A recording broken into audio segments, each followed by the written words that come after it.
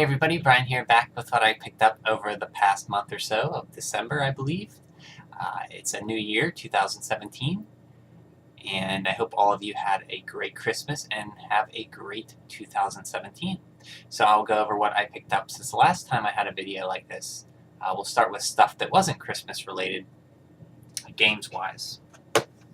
Super Nintendo game. I'm always on the lookout for cheap Super Nintendo games I don't have, or haven't played. This is one called Wiz, published by Titus. I think it's developed, I don't know by who. But it's an isometric platformer. You start as a magical bunny. I played a little bit of it. It's a late release. As you can see, it's actually rated with a rating. That's how you can tell it's a late release. Because the rating system didn't come out until 93 or so. 93, 94, something like that. It's pretty fun. I remember hearing about it. The name sounded familiar, and I've never seen the cartridge anywhere. So as you can see, the front's a little scuffed up, but I think it was $5, and as long as it plays, I am happy to have it. A 3DS game I've been wanting for a while, and it's like, picked it up for $8. This is Shifting Worlds. This is an early 2012, I believe. Yeah, 2012. So an early 3DS release in the second year of its release. The 3DS coming out. It's like a puzzle platformer. I haven't played it yet, but I did some research on it when it came out, and I just never wanted to pull the trigger for full price. But at $8, I'll take a chance on it. 3DS is by far my favorite system of the last generation, with the Wii U a close second. This game is Owlboy. This is like a 2D pixel art platformer. Tries to be like, they call it a high-bit platformer adventure, because the pixel art in this game is beautiful. I played about 3 hours of this game on YouTube, and it's really fun. It's like a combination of Metroid, but your abilities are your friends that you can warp, and you carry them with your talons. The only one I have so far is the one I think you see here on the front. He's a villager, or your friend in the village. He shoots with a gun. I beat the first mini dungeon. I'm in the main dungeon. There's a story to it where these pirates attack, and right now I have to go to the Sky Temple to get help. And that's where I'm at. I want to play some more of it, and I will stream it on probably YouTube. But this is the physical copy from IndieBox. Comes with a soundtrack. Not all the songs are on the soundtrack, which is kind of disappointing. And it comes with a Steam key too, and an actual manual, which is very thick, which is really nice. IndieBox usually does a good job. I keep on a lookout for releases that they have. I got this and Freedom Planet and Axiom Verge are the three I got. But yeah, Owlboy, it's a very fun game. You can get it on Steam, digital download, and for Windows. I don't know if it's for Mac or not, but I think it's $19. Very well worth it. By D-Pad Studios, been in the works since the beginning of Xbox, not live, but Xbox indie scene. They were developing it for about 10 years or so or more. Very fun game. Highly recommend it. I'm not too far yet. I've been playing another game that's been taking up my time I'll get to later. For the PS4, I got a PS4 late last year, and it's funny, the only AAA game I have for it is Doom, which I absolutely adore. It came with the Uncharted collection, which I haven't played, but all my recent pickups, including this, have been like indie or small developed games. This is Wild Arms, I'm thinking of PlayStation. Wild Guns Reloaded, by the same team who did Wild Guns for the Super Nintendo. If you don't know, Wild Guns is you play in the foreground, and you shoot. You have a crosshair, and you see your character in the third person, and bullets come at you. You have to dodge out of the way, roll, and you fire. This adds 2 new characters. I haven't even opened it yet, as you see. I have the first Wild Guns on the Virtual Console for the Wii U, and I passed up on getting it a few years ago on Super Nintendo. It was $100. I passed up on it. Now it goes for quite a lot more, or at least 200, 250, I believe. But yeah, Wild Guns Reloaded, you can still pick it up on Amazon, I think. And there's always the digital route if you prefer digital copies. Take a look at the back here if you can see without the glare. So yeah, my PS4 games I have are Doom, which is awesome, Uncharted Collection, 1, 2, and 3, Shantae Risky's Revenge, the second Shantae game, Shadow Complex, which was a limited runs release, and now Wild Guns. I have yet to pick up another AAA game for it. Maybe if I play the Uncharted games and I like those, I'll pick up Uncharted 4. Next game, and the game I've been absolutely hooked on, playing all this weekend and last week, is Shantae Half Genie Hero, the third installment in this, the fourth installment, sorry, in the Shantae series. It was Shantae for Game Boy Color, Shantae Risky's Revenge for the WiiWare, and Shantae and the Pirate's Curse was my first Shantae game, and I absolutely adored that game. It got me into playing the other game. It got me into playing this game, and I bought the first one on the Virtual Console, and as I said, the second one, Risky's Revenge, on the PlayStation 4. And I played a little bit of the first game, not enough to get into it, but I'm really into this one. If you've never played any of the Shantae games, I can't speak for all of them, but Pirate's Curse is a very good one to get into. And this, it's like a Metroid exploration, or they call it Metroidvania game, where you have to get items, you can go farther when you get the items to unlock other items, and it's like a snowball effect. Very rewarding. This is much like Pirate Curse, but the artwork is more HD-ified. It looks more like, almost like a cartoon. It's so beautiful. Where the other ones were pixel art, this is all HD. I think that was the main draw of the Kickstarter campaign. This was a Kickstarter game. It was to make an HD age Shantae game. Very fun game. Very rewarding to get the secrets and trying to find all the items and stuff. The graphics are great. The artwork's great. Music's great. Just a fun game. Comes with a soundtrack with, I think, 30 songs. Highly recommended. It's also for the PlayStation 4. And, of course, digital download. I also picked up, this went on sale for, I think, $20 on Amazon. For my favorite Zelda game, Legend of Zelda: Link Between Worlds. You have that Link from that world. I love the look of this Link, with his hair and everything. He looks very almost like a combination of the first Link from Zelda 2 and Link to the Past. They kind of merge them together, it seems like. But I replayed A Link Between Worlds over Christmas break. I played it every year except one, maybe I think every year since it came out, 2013, to completion. Minus getting all the My-Mys, I get most of them. But by far my favorite Zelda game. It's amazing how fast and fun that game is. It gets you into the adventure so quick, and you're just so addicted to exploring that world they have. Not a big world, but there's stuff to do, even chopping grass, and the graphics. The swordplay is so great. Like, just swinging it, moving around. It's at 60 frames per second. Very, very great game. One of the best 3DS games, and one of the best reasons to own a 3DS. And I'm actually, see, I get talked about Link Between Worlds, and I'm not even talking about this here. This is the Figure Arts toy. It comes with the Master Sword there, the hook shot. And you can see some other items it comes with. What else does it have here? Looks like the Hyrulean shield, and the pot and the bomb, and I think a My right here, a rupee,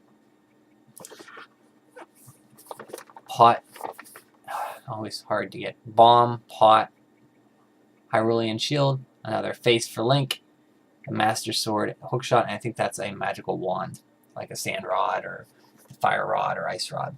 I think you can still get this relatively cheap on Amazon. It's imported from Japan. Highly recommended. He also has his little wind rod there, or tornado rod. Oh, I didn't know he had the pixel wall artwork Link too. That's kind of cool. You see he's all posable. Awesome figure. I have a few of these figure arts. They're very nice. Also, figure-wise, I pick these up every once in a while, as you know. World of Nintendo, this is a trophy series. This is Ganondorf, and the trophy series, they're actually just spray painted gold. So I picked that up. The latest issue of the Nintendo Force game. I didn't even open it yet. This is, as you can see on the front, it says, "Farewell Wii U, hello Switch." So as you can see, by this time next weekend actually, this is January 8th. January 12th and 13th. 12th is a Thursday, I believe. Or I could be wrong, could be 13th. So they're going to have a Nintendo Direct all about the Switch. They're going to announce more and everything we don't know about it, what to expect. Hopefully they show off the game lineup. And so this time next week, we will know all about everything, well, not all, but a lot about the Switch. Hopefully some game lineups, some games coming out with it, and some more about it, battery life and stuff like that. But this issue is all about the Nintendo Switch. It seems like Super Mario Switch, which isn't actually confirmed. Ponte, or Pokemon. I put Pokemon and Shantae together and got Ponte. Okay, good, very good, Brian. Super Mario Run, which I played at my mom's over Christmas, and I really like Super Mario Run. I got my mom, she actually liked it too. She's trying to get all the coins too. You get the pink ones, and then you get the black one, or the pink, purple, and black. And there's six pink, and each one of those is hard to get. And then there's 6 purple, and then if you get all those, then you get 6 black, and those are even harder to pick up. Super Mario Run is really fun. Ukulele coming out this year, I think, in the spring or second quarter, first quarter of this year. And they have, what else is there? The NES, Nintendo Entertainment System NES Classic Edition right there, which I still have yet to find one in stores. I'm on the lookout for it, though. Also comes with a cool Zelda poster. Maybe I'll open this up right now, just to, because I haven't really looked at it. So I just got it this week. So we'll see what the poster and everything's like. So here's the poster. This is a Breath of the Wild two-sided, but oh wow, this is gorgeous. Let's see the zoom out here. There's the redesigned Link and his hood and his blue uniform, and he's on his horse. Don't know if that's a Pona or a different horse. And on the back, he is climbing there with that. Man, he has to be. First thing I thought, it's kind of weird when the whole game's built around climbing and going anywhere. And the first thing I thought is, wow, Link is strong to climb all those mountains. He's not using any gear or anything. He's just if you see the picture, he's just gripping it with his normal hands. I don't know if he uses that chalk or whatever, but jeez, man, Link doesn't look that strong. But jeez, I guess if you can climb anything any mountain or stuff like that in that game, wow. So here's the cover of the new Nintendo Force. I'll just go through a few pages here. And I would like to do a more look on my channel about Nintendo Force. I'm currently going through all my Game Pros, so that's taking up most of my time as magazine-wise. But I think I did one look at Nintendo Force. There's all about the GameCube, Return to the GameCube. Super Mario Run got an 8. And the game, oh yeah, Dragon Quest VIII, Journey of the Cursed King. I'm really looking forward to that. I'm still playing Dragon Quest VII, because they keep releasing more dungeons. I love Dragon Quest VII. My characters are insanely powerful. They're level 99. Their strength, I keep getting strength seeds and using them, and they just insanely powerful. And Dragon Quest VIII comes out, as you can see it there, January 20th. I'm so excited for that game because I never finished it on the PlayStation 2. I got far and put it down for some reason, probably because of work. I was going for a weird time with work, and when you're younger, well, I wasn't. I mean, when it came out, I was 2004, so I was 24, so I was still younger, and you have other things. Like, I was so concerned about work and stuff like that. I never finished it, but I want to finish it on the 3DS, and they added some more features to it, like faster battle, 2 new characters. Oh, this must be a sorry, I got off topic. They're adding faster battles than the PlayStation 2 version. 2 more characters, like a thief, a woman thief, Red, and Mori, who's like a monster trainer. And so excited to play that game. So this here looks like a feature. Farewell to the Wii U. If you have Wii U, as I think I've mentioned on here, Wii U is like one of my favorite consoles ever, behind the Nintendo, Super Nintendo, and then I think that Super Nintendo and Nintendo, and then Wii U, with Wii U being really close to number 2. Love the Wii U. It didn't have a lot of games, but the games it had were outstanding, which was perfect for me because as you get older with work and stuff, you just don't have time to play a million games. So I like to take my time with each game, and the Wii U had a trickle of great games that came out. Still don't have Xenoblade Chronicles X because I haven't beat the first Xenoblade Chronicles. Oh, but here's 2 I absolutely adore: Yoshi's Woolly World and Kirby Rainbow Curse and the Rainbow Curse. Love those games. And Kirby, Poochie and Yoshi's Woolly World comes out next month too, so I'll replay it on the 3DS, which I'm excited for because I love the 3DS. Playing on the handheld is awesome. And you can still play it on your Wii remote, but Wii U gamepad. So it's almost like a handheld Yoshi's game anyway, which is how I mostly played Yoshi's Woolly World on the. How I play most of my Wii U games is on the gamepad. Love the gamepad. Star Fox Zero, which I beat it once. I have to go back again and get a lot better at it to get all the medals, because I'm really bad at this kind of third-person shooters. They take a lot of practice, especially Star Fox Zero with its controls. Shovel Knight is also on there. And Tropical Freeze is amazing if you've never played Tropical Freeze. One of the best platformers I've ever played is Donkey Kong Country Tropical Freeze. Pikmin 3 and Captain Toad Treasure Tracker is amazing too. Hyrule Warriors I haven't even finished. I got about 4 main stages in where the time loop splits and kind of stopped. Wind Waker HD, Super Smash Brothers, man, best graphics. And here's like the Game Awards for 2016, best graphics for Paper Mario Color Splash, which I just recently beat. Love that game. I still have to get all the enemies. I'm missing about 20 cards, I think, enemy cards. I'm still playing that. Federation Force, which I haven't played as much as I'd like to. I have a very hard time with first-person shooters, and especially this. Federation Force is like Triforce Heroes, except first-person shootery, kind of Metroid kind of universe. And I love Triforce Heroes, so I want to give Metroid Prime Federation Force more time. Here's a nice write-up for thank you Wii U. So if you can get a take out or get a copy of the latest Nintendo Force, that seems very cool. So sorry that went on a longer rant than not rant. That's not a rant. Longer. What's the word when you go off a tangent? Tangent. Oh, I guess it's not a tangent because it's still stuff I got. So what else? Christmas. This is stuff I got for Christmas this year. Start with stuff my mom got me. First, she got me, this is a Dragon Quest 30th anniversary, which was this year, slime plush. See the official Square Enix logo?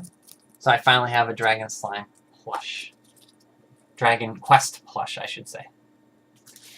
My mom also got me, I gave her a list of Nintendo Powers I needed. I just need, or want the earlier issues. I need like some of the bi-monthly ones that came out once every 2 months. This is January, February 1989.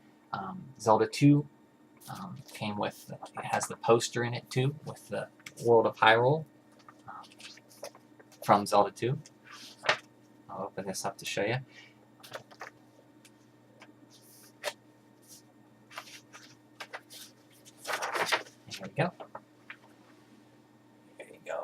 So it's all of Zelda 2's world. And they have a nice little guide up to the first.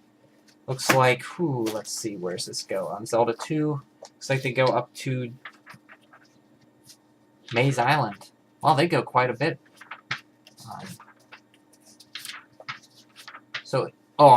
This picture is awesome. This is one of my favorite artworks of Link. This is my favorite looking Link of all time. The Zelda 2 Link with his hair like that. And this picture is just awesome. But yeah, that's the main thing in Zelda 2. It was on the cover.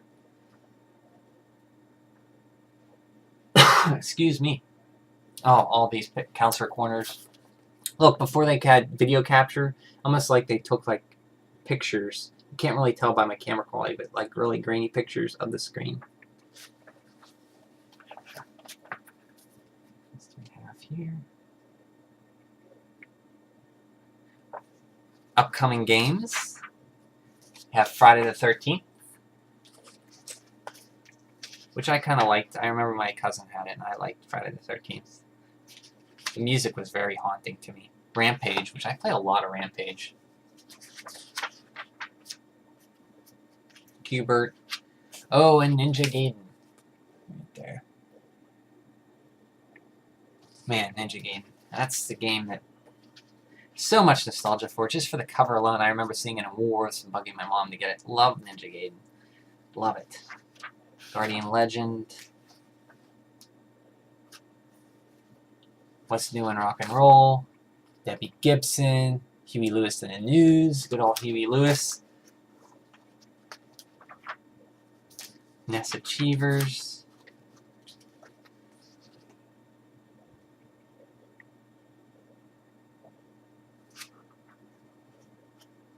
Man. Next issue, Ninja Gaiden was on the cover. I think that's the one with the Ninja Ryu dressed up. So yeah, I got 2 magazines there, and love, that was such a nice... I'm so glad she got me that, my mom. And she wasn't done. She got me 2 Wii U games. Runbow, which I don't know much about. It's like a colorful platformer where you can play up to 8 people, I believe, and the color changes from orange, red, purple, green, I think are the colors, and you play as characters of those colors, and you can only jump on the platforms when, like, if there's a green platform, I think it disappears or is there, so you can only jump. You have to time your jump to the colors to stand on the platforms. And the goal is to get to the end before the other people. So it's more of a multiplayer game, but you can play it single player, so happy to have Runbow. Also, Tumblestone. This is interesting. This is like a match 3 game, which I'm not... I figured out later. So I'm not the biggest fan of match 3 games, but this has a story mode, a 40-plus hour campaign. So that's interesting, so I picked up Tumblestone. Or my mom got it for me, sorry, Mom. And she wasn't done yet. She got me, I asked for this too. This is the Legends of Localization. I haven't even opened it. I have the first book last Christmas my mom got me for The Legend of Zelda. This is for Earthbound. This is by Clyde Mandelin, a translator who translated the original Earthbound game, or Mother 3 too, I think he did. I'm not 100% sure, I could be mistaken. But he did, I can't believe that he did so much work into these. These are going to be a series of books. But how did the sequel to a game never released in the West go from languishing in clearance bins to inspiring a generation of English-speaking fans and developers? Why did a straightforward translation require so much reprogramming? And how do you localize Japanese historical and pop culture references for an audience that never heard of them? So it's basically, you take a game that's so Japanese, how do you make it American for us? Hence localization. So for the second book in the Legend of Localization series, Clyde Tomato Mandolin, that's his I guess, internet handle, Tomato, returns to the game that first inspired him to examine translations after 15 years as a professional translator, with Earthbound more influential than ever. It's the perfect time to analyze the Japanese original and English adaptation that set a new standard for game localizations. So yeah, so that you can still get this on I think it's fangamer.net. So yeah, it's a gigantic book too. It also came with this. I think you pay $6 extra. You get a passport to Earthbound, and Mother 2, I should say, made to look like a little passport. Japanese writing. So it gives you a little bit about Japanese symbols, katakana rules, katakana examples.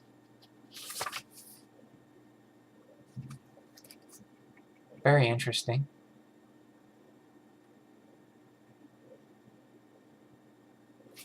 The spell translations and stuff. Very cool. And I think it's $40 with all this stuff. So if you're into that kind of stuff, like how stuff is localized or made, stuff like that, I highly recommend it. And I've never even beaten Earthbound. I'm still at the desert area, and I put it down and never picked it back up. I do that a lot with RPGs. And I'm still playing Earthbound, the first one. I'm playing that first before I do. I think the Earthbound Beginnings came out on the Wii U a few years ago. I'm playing that one. It might have came out this year, and then I want to go back to Earthbound on my save, and I'll have to remember where I'm at. I'll probably watch a YouTube video to get caught up to speed.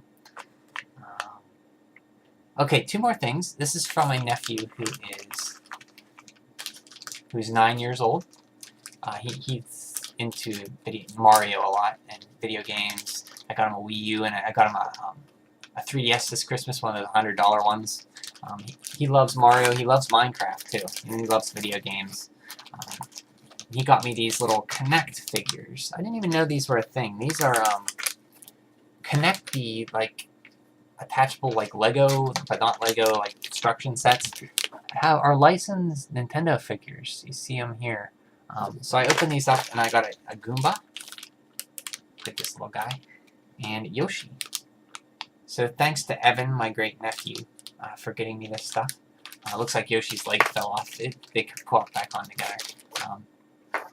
Awesome.